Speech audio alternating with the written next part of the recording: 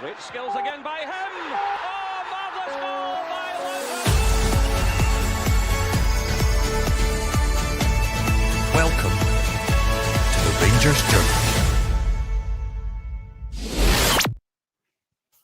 Hello everyone and welcome to your Friday show here on the Rangers Journal, your Rangers News Gers Talk show. I'm joined here with Cammy. Cammy, how are you doing this morning? Aye, decent mate. No back at work till Tuesday, so from that point of view, life is good. Rangers is obviously doing what Rangers do, and I'm looking forward to talking about it over the next 45 minutes. Of course. These Friday shows have a habit of coming after a disappointing Thursday result. Bob, how are you? How are you feeling today? Yeah, not too bad. It's been another rollercoaster week in the world of Rangers. So yeah, looking forward to getting into the full week's chat, the good, the bad, and the ugly. Yeah. So today's show's just really going to be touching on the reaction kind of to last night. I'm sure most people know, but if not, I'll just kind of cover it. Rangers drew 1 each with Braga at Ibrox. Started all right, didn't create many chances, got a penalty, which James Tavernier scored, equaling Ali McCoist's Rangers goal scoring record. The two of them now joint second behind Alfredo Morelos. Rangers started the second half strongly. Yusuf Trimity had a chance to make it 2-0, didn't take it, and then Braga went down to 10 men for an elbow on Nico Raskin. Rangers don't take advantage. Braga go up and get a goal with a bad Nasser Jiger mistake. And yeah, Rangers huff and puff, but end up going down to 10 men late on themselves. And now that's 1 point from 5 games in this Europa League phase. So we'll start with you, Bob. What was your sort of takeaways from the game last night? What's your sort of pros and cons? It was a tough game to watch, Jack. I think being there, I thought we were probably the better of the two teams overall. I certainly didn't think that Braga looked like they were the fifth in the Europa League table. They certainly didn't seem to come out at all, really, until they got the equaliser. At that point, they did kind of show a wee bit of fight and maybe smell blood to come after us a wee bit, but again, never really, I felt anyway, threatened us too much. But again, I think it just comes back to the lack of quality that we've got, both starting and off the bench. It just, getting the penalty, which again, I didn't realise it was going to be a penalty. I think we should have had one before that, which I'm sure we'll touch on. But to get the penalty for the handball to win 1-0 up at half time, I thought second half they'll come out and kind of go for it, but they never really showed that. Kind of held off or held back a wee bit, and then that allowed Braga to come back into the match and get the equaliser. And I'm surprised I've still got a voice, to be honest. The amount I was screaming after it went in through Giga's header back. After the equaliser went in, his head went down. He should have just been taken off the park. I don't even know if I think we had subs left. I think he should have been taken off for somebody because it just didn't look as if his mind was on the game. I think he was just reliving the incident in his head. So to me, he probably should have been taken out the firing line as soon as the equaliser had went in, because although he went up the park and he kind of had half a chance that he had from a header, but after that point, he just didn't look as if it was worth anything on the park. So yeah, it was a tough one last night. I think I'm glad that we've got a point. We're off the bottom, but we certainly should have come away with 3 points last night. Yeah, I remarked to my mate sitting next to me, it was a very, very poor game quality-wise. I think that's probably the worst European game overall quality-wise I've seen at Ibrox. There's been games where we've been poor, but at least the opposition have been up to some sort of standard.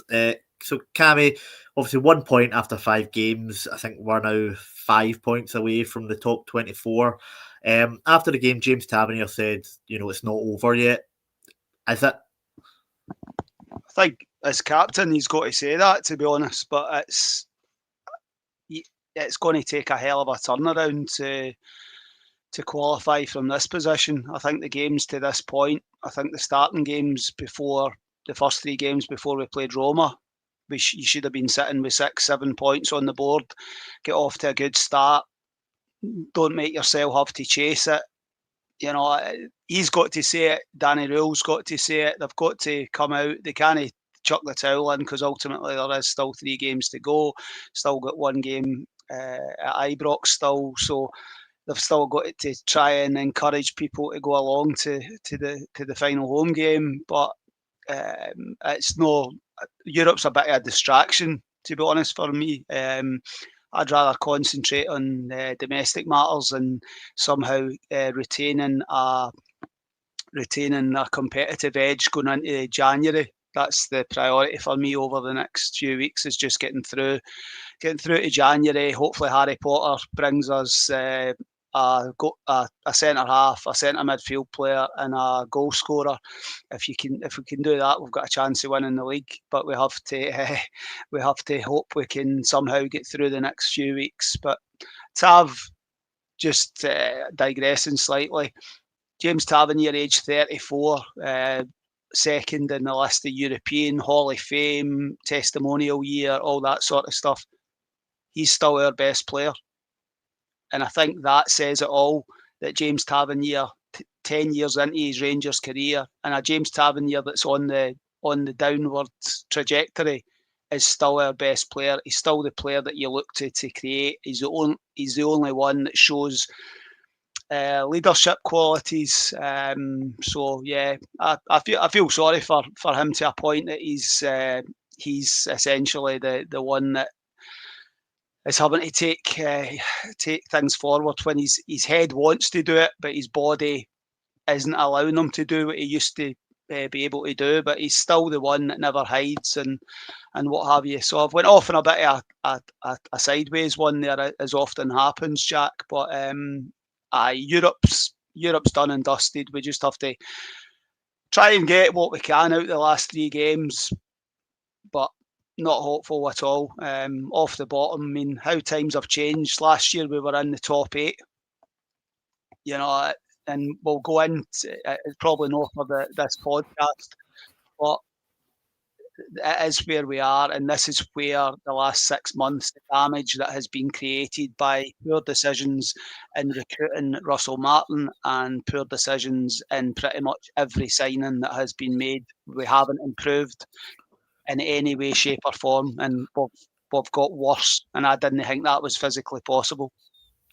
Yeah, I think the money we spent, if you look at the squad last night, we didn't even fill our subs bench. We had 9 players on the bench, and one of them was a youngster who's currently on loan at Allo Athletic. Congratulations to young Adamson for making the squad, but I think it's a kind of dire reflection on where we are. Rob, Dujon Sterling was added to the European squad after obviously the injury to Cornelius, who looks like he's going to be out until the end of January.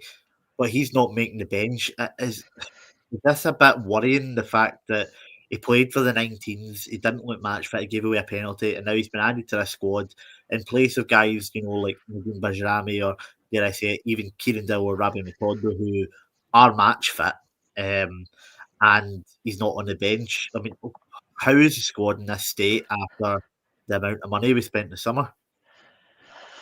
I think just as yourself and Cammy touched on, I think, what happened in the summer has led us down a massive black hole that Danny Rowe has now been tasked with trying to recover from. I think it would be very interesting to see what his traffic light dossier actually says, because I've got a funny feeling that 90% of the players that were brought in the summer will be in that red light category. Taking Danilo off for Asgard, to me last night was crazy. Bringing Connor Barron off, who I thought had probably been one of the best players, if not the best player for us last night on the park, off for Ant-Man, I think it was. Rothwell didn't even get in the squad last night. The fact that, as you said, if we're not even filling the bench and Rothwell can't even make the bench.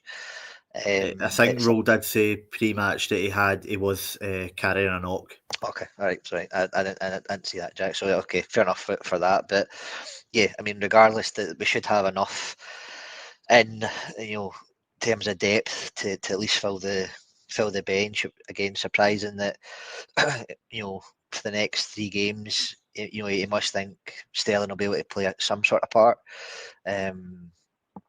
But again, even just to have him on the bench, even if he wasn't planning on using him, it would have just been good to have him there, just as a kind of, he's back in the first team squad. Similar to Seattle, a couple of weeks ago, even just to see him on the park warming up or down the side track warming up, even if he's got no chance of getting on the actual field of play, would have possibly given the crowd a bit of a boost as well, just to see him back in and around the stadium. But yeah, I certainly think, and we've touched on it before in these pods and obviously other pods on the channel, that I think we have to just draw a line in the sand, unfortunately, due to for the summer business period, and start again. And again, I think Cammy touched on it a couple of weeks ago when I was on. January window is never the best time to try and go and get players, whether that's permanent or on loan. But surely we can utilise the contacts that the manager's got and bring in 2 or 3 signings on the 1st of January on a 6-month loan period, just to get us through the summer, and then you can reevaluate and go again. But yeah, it's we're limping. A lot of channels, not only our own, have said we're going to limp to the January window, and I would probably say the same. I certainly think that we need a number of signings to come in. 1st of January, it kind of be after the Celtic game, it kind of be midway through or towards the end of the window when maybe more folk will become available. We need players that are locked and loaded and ready to join the squad as soon as the window opens at midnight on the 1st of January. It's unforgivable. As some of the comments are saying, the recruitment team in the summer have just absolutely bombed us out. We've started to recover in the league, and as Cammy says, it's getting there step by step, as a manager says. But for Europe, I think, for me, we've just got to take our medicine and hopefully just not be a complete laughingstock come the end of January when the group stage is finished. I mean, I wouldn't even ask you to go through the playoffs at the moment based on this current squad. Yeah, I think another indictment on the guys obviously have departed, Stewart and Farewell. You mentioned obviously getting guys in on loan. I don't even know if we can. The amount they brought in the summer, I'm not sure what the limit is. I believe you're allowed 6 guys on loan. I think what have we got just now, 4 or 5. I mean, that's really even going to limit us in January, which is notoriously a hard time to do business. If you can't get guys, maybe wanting game time for the World Cup on loan, you might struggle to get them here on a permanent deal, which just kind of hamstrings us even further. But we do have some decent players, as hard as it is to believe in. One guy that has shown, despite the sort of malaise over the club this year, has been young Finlay Curtis. On the bench last night, he didn't get on. But the manager did say after the game, Cammy, that he is going to get a chance. Apparently had an injury during international break, which has kind of held him back. But I mean, when you're seeing, Celo Asgard getting on sort of every week or starting and really producing nothing, I mean, surely young Finlay must be worth a chance. Surely he, now that Mikey Moore's injured, must be the next one to come into the team behind him.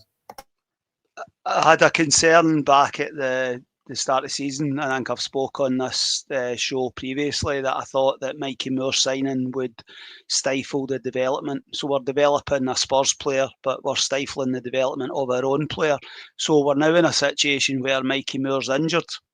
And I'm not saying Mikey Moore's the next Max Dowman, but the guy knows where the back of the net is. And this is a Rangers team that lacks goals. We don't create enough chances, but he's brave.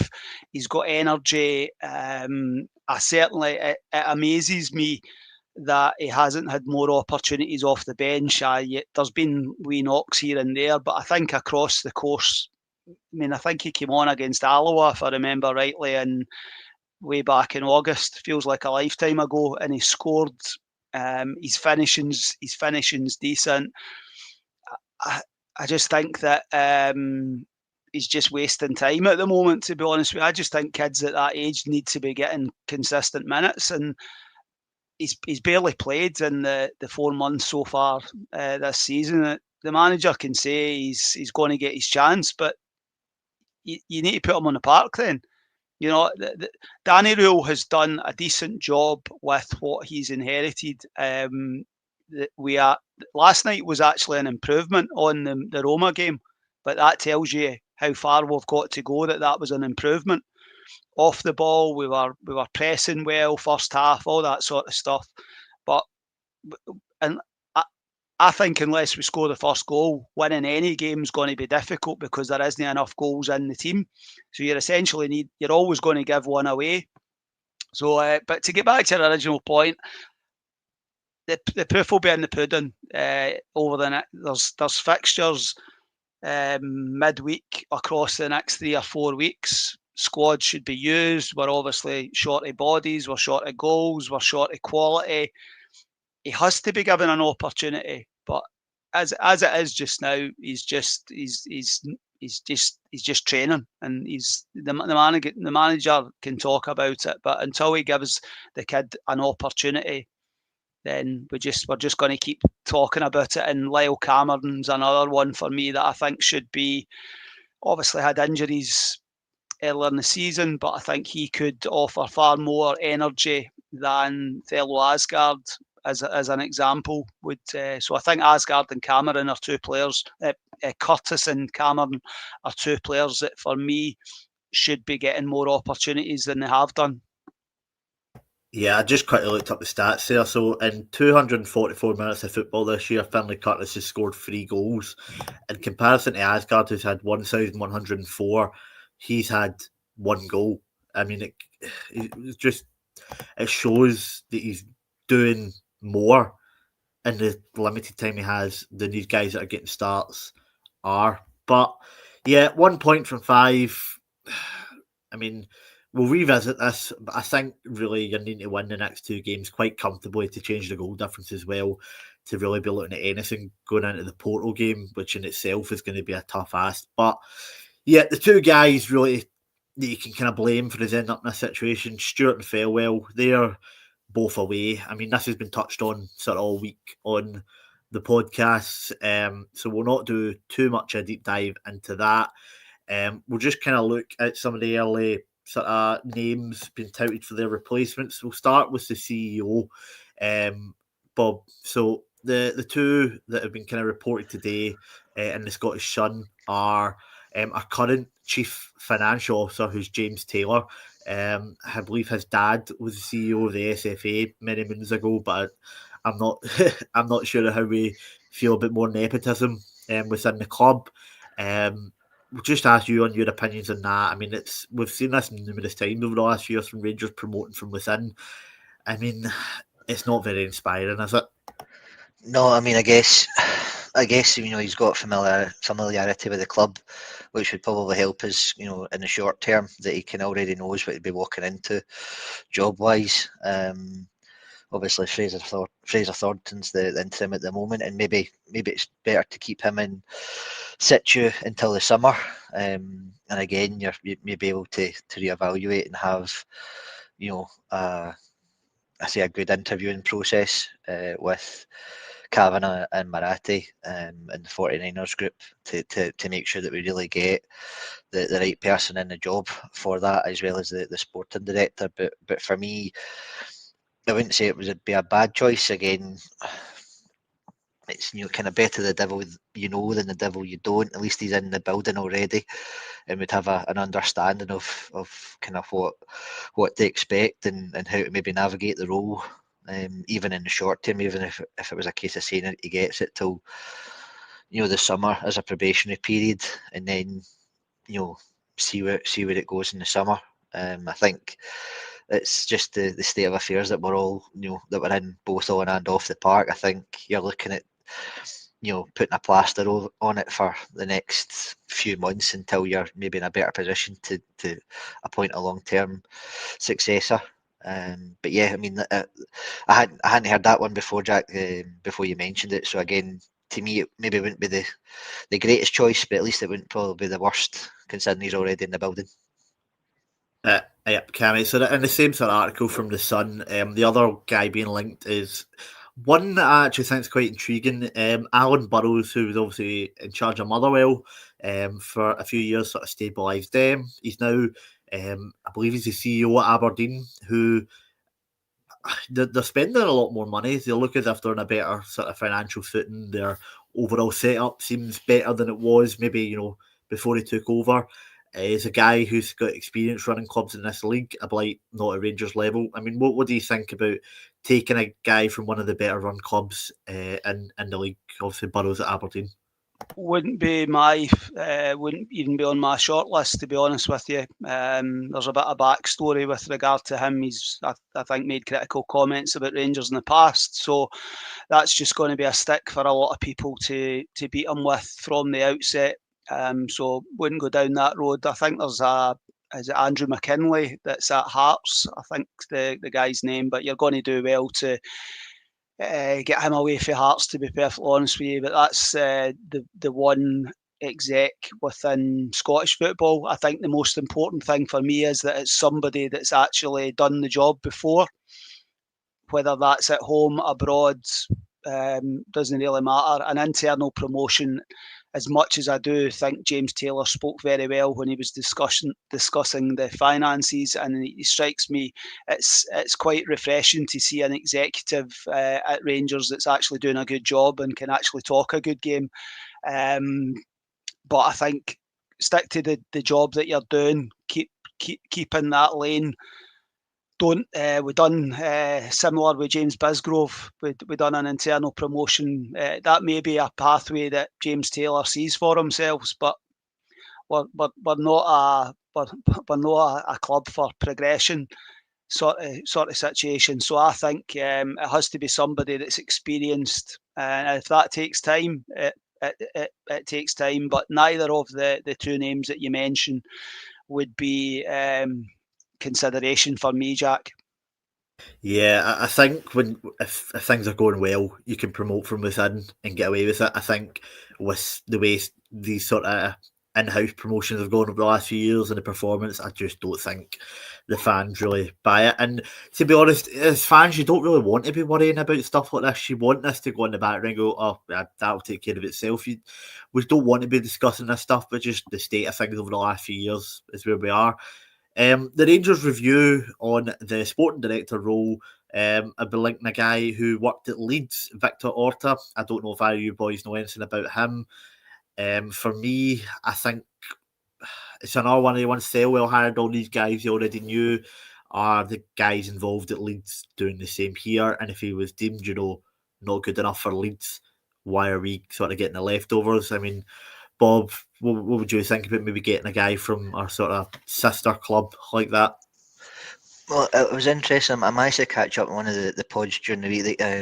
Craig, one of the journal guys had been mentioning. Obviously, he's down south. He kind of follows Leeds, and gave us a bit of an insight into him. And to be fair, he looked, maybe initially looked good in terms of the money he spent and the players he managed to kind of bring in. But long term, I think he was part of the getting Bielsa sacked, and it kind of turned a bit sour for him. So again, it could be a better the devil at least they've got history with him to bring him in. Again, as I mentioned, it may be better doing it on a temporary basis and reevaluating things in the summer when you've got a bit more time to go through who you really want, and with the manager as well, to see what path you really want to go down, who works well, do they have the right chemistry, because ultimately the relationship between the manager and the sporting director is key to bringing good players to the club. Obviously we're going down the road again of potentially having a manager have all the say, all the power in bringing players to the club, albeit in the January window rather than the summer window. But I'd certainly trust the manager at the moment to oversee that period in January, rather than have him extend it into the summer window, as I'd like to think by the summer we'd have the two positions filled with people that we feel would take the club forward. But yeah, I wouldn't be against taking somebody from my sister from from Leeds or from my sister club in the past, Jack. But I think for us at the moment, we really need probably, and Cammy will probably come in on this, is someone that's got experience and knowledge of the Scottish leagues and or say British leagues, but Scotland knows what it takes to get the best out of the current group of players and and utilise the league and try and bring the best players in from the league. I know we've touched on Mulligan and the like before, but again, as Cammy said, like Sir Curtis and Cameron, I think should be getting at least an opportunity to show what they've got.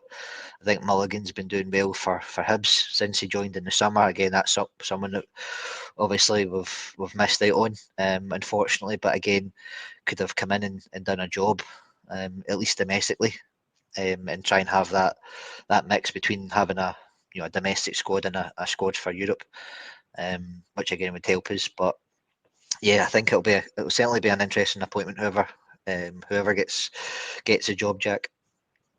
Yeah, it's a tough one because obviously we had so much hope the summer, got these two guys sort of in right before the summer, and it's just we're back at square one again. I just want to address a sort of comment from John. Shouldn't have let Coppin go. As much as he did do a lot of good work getting us the profits eventually for Igaman and Jefty, there was a lot of sort of misfires there as well. The squad I don't think was good enough, and it's the one he built. I don't think we were wrong to let Coppin go. I just think we didn't get the right replacement in for him, which was the issue. But yeah, I think yeah, Jack. I think Jack. He was also given quite a wide scope. He was having to essentially do everything. Sort of situation. I think he clearly showed he was decent scouting, played identification, that sort of thing. We'll just gloss over Oscar Cortez, but I think that he saw his progression into that role. But it's similar to what I said previously. It's like somebody that's almost cutting their teeth at Rangers. We need proving. And as much as Coppin done okay to a point, and yeah, he's maybe doing a decent job at his new club, but overall, it was probably a 50-50 performance at Rangers, to be honest with you. So I think as a Rangers support, I think we have a tendency to always go backwards and look at players or look at employees that we've had and say, oh, it would have been better if we had kept a hold. We just have to try and look forward and forget about anybody that's left and try to start by employing the right people on and off the park, because the last 3 years we have made poor decisions, and that's why we are where we are now. Yeah, I think if you look at the squad we had 3 years ago when we last played Braga, it would absolutely wipe the floor with the one we've got just now. It wouldn't even be a contest. It would be over within 10 minutes.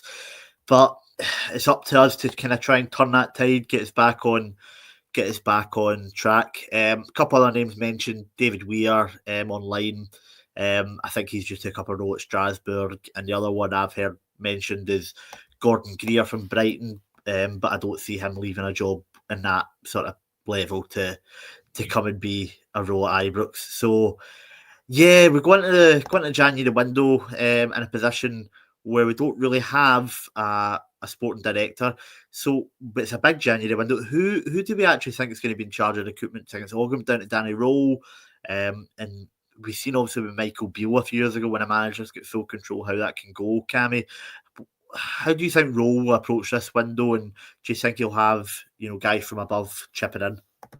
Joe, it's funny. Somebody raised a point on Twitter this morning about the business of the summer, and I said it makes Michael Beale in 2023 look good.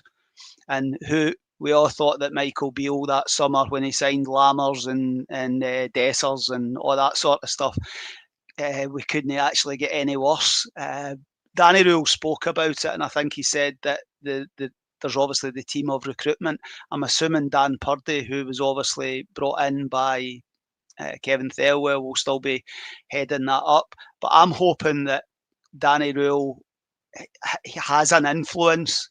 I think to be honest with you, I think Danny Rowell's had an influence in the change of Kevin Thelwell losing his job. I'm not saying he fired the bullets, but I think he's potentially had a list of players put on his desk that these are the players that we've sort of identified for January, and he's went, well, I'm not interested in any of them. So I always think that it shouldn't just be the manager. There has to be a bit of almost collaborative agreement. There's no any point in me signing a player for you, Jack, if you don't know how he's going to fit into your team. You have to be on the same page. But I don't think he'll have carte blanche with regard to that. But I think Dan Purdy is the head of I think he's the head director of recruitment, or we've got that many directors I can't keep track, to be perfectly honest with you. And there's obviously a team around about that data, looking at the recruitment and what have you. But I'm hoping that he can make use of his contacts in Germany. And if there's maybe anybody playing in Barcelona that he's mate Hansi, is it Hansi Flick at Barcelona that he's experienced with, So we'll just have to wait and see. But the spine of the side, I mean, it's the spine of the side. I said this in 2023, 2024, 2025. Until we get a situation where we have a stronger spine. And listen, Stevie Wonder could tell you where Rangers have needed to improve, but somehow we managed to actually completely avoid it.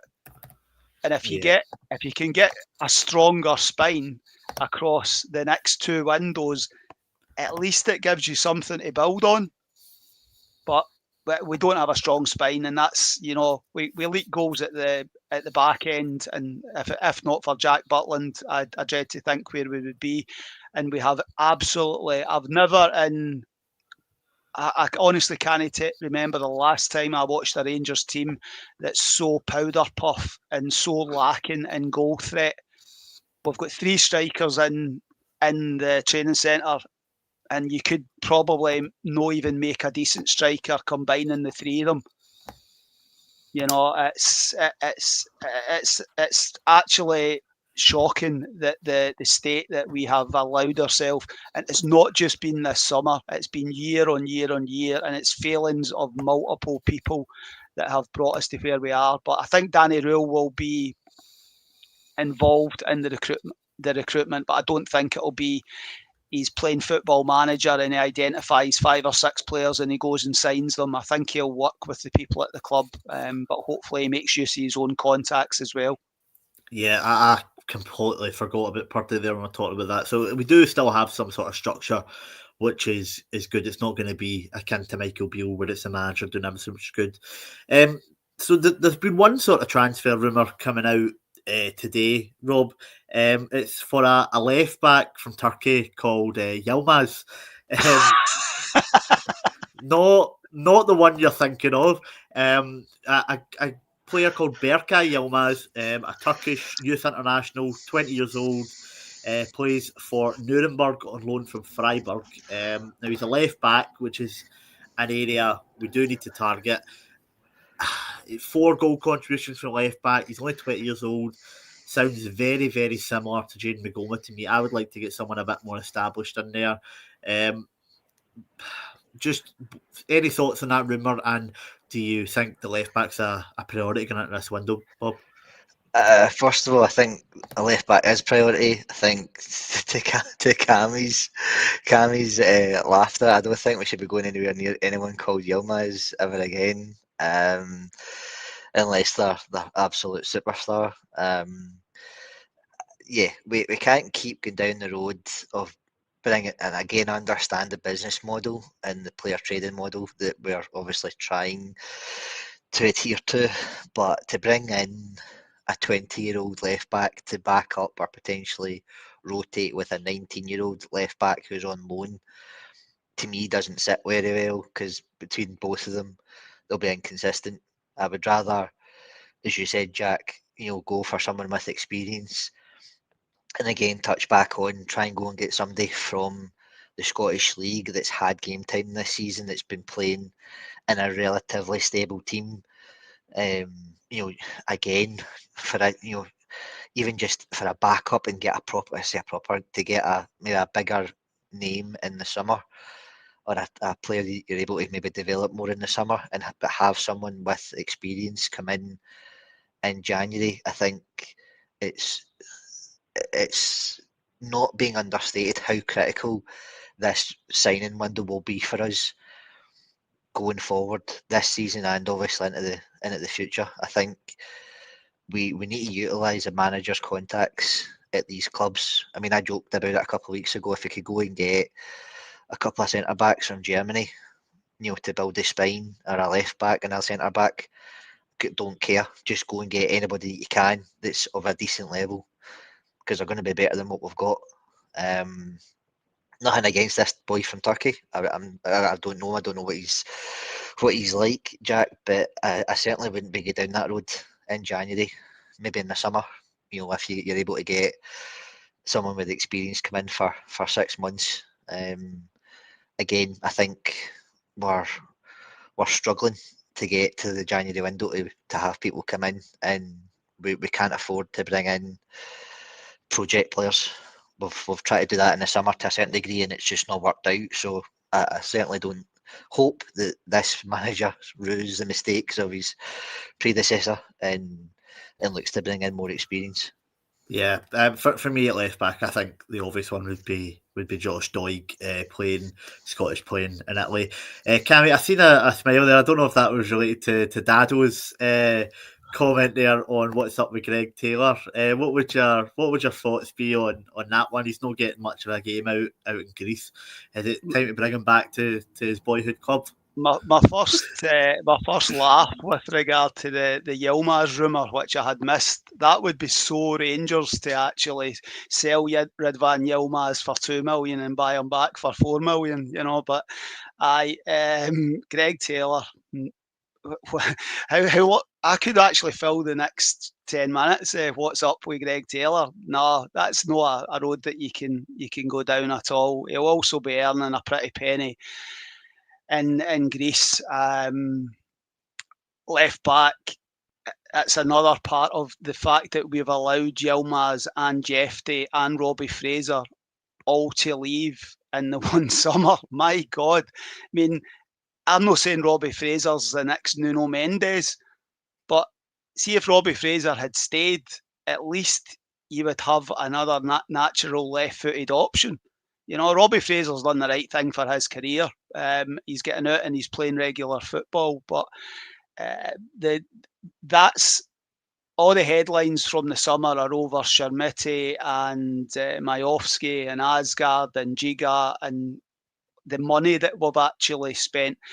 The players that you've actually allowed to leave without bringing in, you know, I understand why Robbie Fraser left from the club's point of view and from Robbie Fraser's point of view. It's the fact that you've left yourself with Jayden Magoma as your only natural left back that's there. And Cornelius could have filled in. Cornelius we're probably now not going to see until February. But so no, I think a left won't. It'd be good to bring somebody in that can play left back, but again, there's so many things needing fixed. What is the top priority for January? The top priority for me is a centre half and a centre forward. If we can do that, then and you're still in some form of contention. Suter, for all his faults, would be playing. Suter with a decent centre half alongside him, and Ali McCoist, age 26, playing up front. Then we're fine. You know, Ali McCoist, age No 60, asking for much. See, to be honest with you, Ali McCoist, age 62, would probably be more of a goal threat than what we've got at this precise moment. Yeah. So. Sorry, Rob. Cammy's touched on there, centre half and a striker. If we're only able to bring in, say, three players in the summer, we've obviously touched on left back. What would be the other two positions you'd be looking to get filled first and foremost? I can't disagree with what Cammy said. I think, you know, for the upcoming window, you've got to look at a left back, a centre back, and a centre forward. I mean, we've touched on it a number of times. Between Majowski, Danilo and Chermiti, you're talking about the best part of £20 million that we've spent on 3 strikers that have scored less than 10 goals this season. And they've probably even I'm going to say, I think it's at 6. I think it was reported that they've scored between them this season. That's horrific from August to November. Come December, scored 6 goals between your front 3 is horrendous. And then just reflects badly on the recruitment in the summer. Again, are we playing to these guys' strengths? I don't know. But then that everything ties into the recruitment. Even I said that to one of the guys last night. Even if we'd kept Dessers, I understand Egeman wanted to go, but to let him go and let Dessers go as well. I know everyone's got their Dessers had his critics, but you had guaranteed goals off of him. The fact he scored 29 goals last year, and you're letting him go without having a proven replacement at that point, whether it was Chermiti or Majowski, again, is criminal.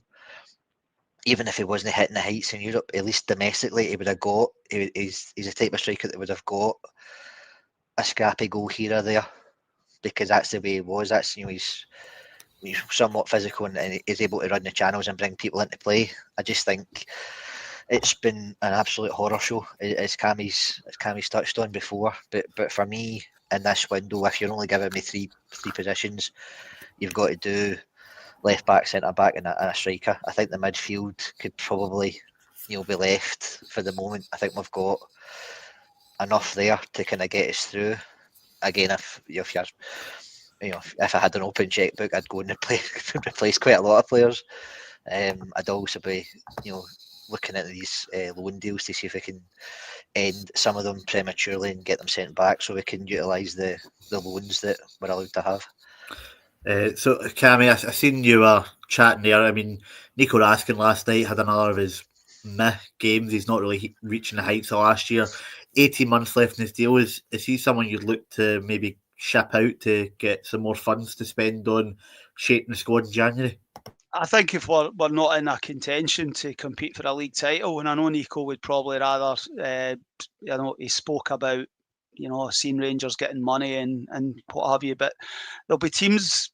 January's a daft window, but there's plenty of money down south, and I think there'll be interest from teams. I think Spurs would definitely be interested in Nico Raskin.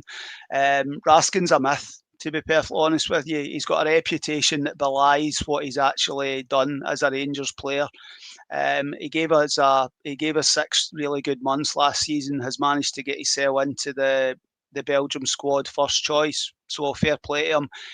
For me, he's going through the motions now, and I think the fact that James Tavernier is the main creator and the top goal scorer and all that sort of stuff. I mean, Cassie's spot on. Tav has created more chances from open play than Barndi or Raskin together, and a few people in the comments have spoke about it. Connor Barnes, the one out of the 3 that should have stayed on last night. I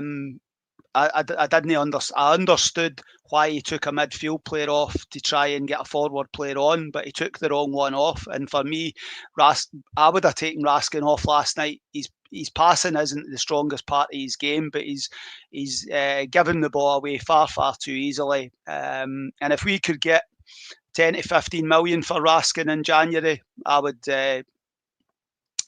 Villa's another one, I think, but I think they've already got Tielemans and Onana, and they've got quite a bit of cover there. So I don't think they're also a club that's they need to watch their finances with regard to what they can actually spend. So I don't think that's a move that would be a good footballing move, because I think Nico's going to have to go to a team if he goes in January where he can continue to play, and that's why I think he'll probably want to end the season with Rangers, because it'll almost protect himself. But the three positions, and I'll say it again: centre half, centre midfield, and centre forward across the next 2 windows. Get a stronger spine, and you can build from that. Watson for Raskin, I don't think that's a like for like sort of replacement. Watson probably of a comparable level to Lyle Cameron for me. It would be another box ticking signing that you get another Scottish player that you're not going to play and is just going to be part of the squad. But if Raskin was to sign a new 3-year contract, I'd still be wanting a dominant midfield player that can actually pass the ball and that can actually create and could almost be circa Stephen Davis. But these sort of players don't grow on trees. But the spine will be the key for me now and moving forward. Yeah, there was a comment about Glenn Kamara available in January. I think that's Raskin. If you remember Kamara in his last season, he was still there, but he wasn't doing the things that got him to that sort of high ceiling and phoned it in. And I don't think that's one we should go back to. Ross McCrory, I think, would be the same as Watson. I think he's decent. I'm just not sure if he'd be a starter. So we'll wrap up the transfer stuff. I'm sure there'll be plenty more of that for the summer. And I know the guys are going to do a sort of members pod on the feasibility of expanding Ibrox. There's been some talk of that. We'll just sum up the news. Been some talk of that again during this week. And Scotland are looking to host the Women's World Cup in 2035. Ibrox is one of the grounds sort of being mentioned for that, which obviously is whatever extra money you can get in for the stadium is fine with me.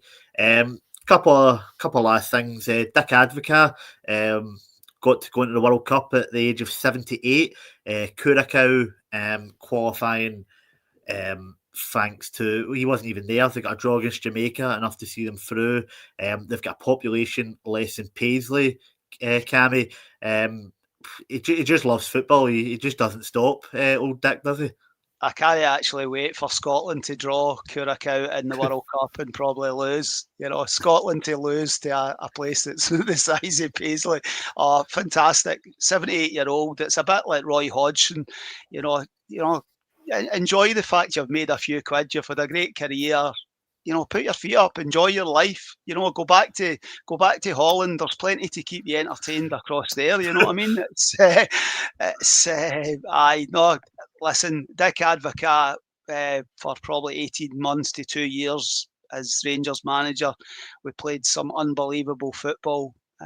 He spent a lot of money, and it didn't end the way that he got a bit excited with Football Manager spending money as if it was going out of fashion. But he's a guy that's a proper football man and proper experience, and that's a great achievement for him.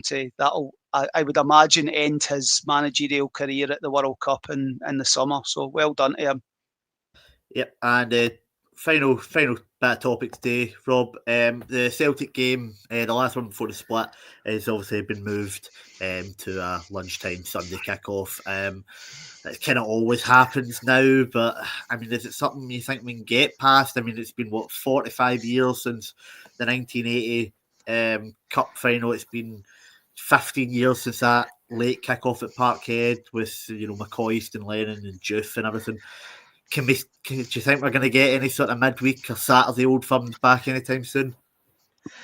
I'd hope so, Jack. I think the way both teams are at the moment, they're very much more diluted than the teams of the past. I think although there's passion in the stands, I'm not sure there's the same passion on the park. There's certainly not as many Scottish-based players playing for either side that really get the Old Firm game. So again, that may play a part in allowing us to move the fixture to a more favourable time.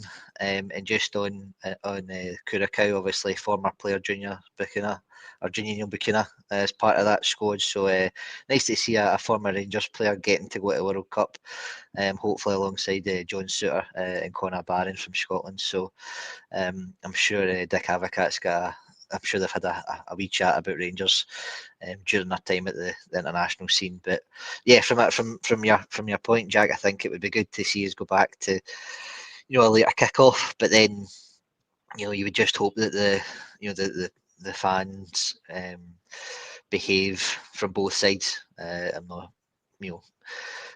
indicating anything from either side. I think both sides need to behave to allow that to move forward into a better time slot. Yeah, I think we had the one, obviously, right after COVID, the famous Barisic game, where he had to kind of they had to change it into the later kick-off, but I think that was just Celtic fans at that one. But we'll see moving forward. I'm hopeful. We'll just finish up by thanking the pod sponsors. It's proudly sponsored by the good guys over at the famous Bluebells Bar in Porto del Carmen and glorious Lanzarote. So if you're over in Lanzarote, you'll definitely find a warm welcome and a cold drink at the Rangers Bar in Puerto del Carmen. Bluebells is a family-friendly bar, eat, drink, chill or party, and yes, they show every Rangers game live and sometimes even this podcast. There's nothing better than sitting overlooking the ocean with a beer or a cocktail in your sun-kissed balcony, or grabbing a bit of shade if it's too hot. So when you're in Lanzarote, do pop in and say hi. Everyone likes a bit of sun near Christmas, so if you're booking up, I'd head to Lanzarote and check in with the Bluebells. Just finally going to wish Rangers luck on Sunday against Falkirk. If we win, we're right back on Celtic coattails and everything's jolly and rosy.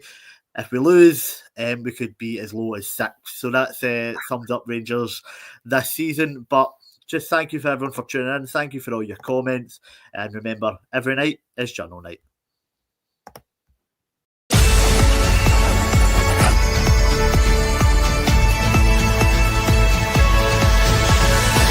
Every night is the Rangers Journal night.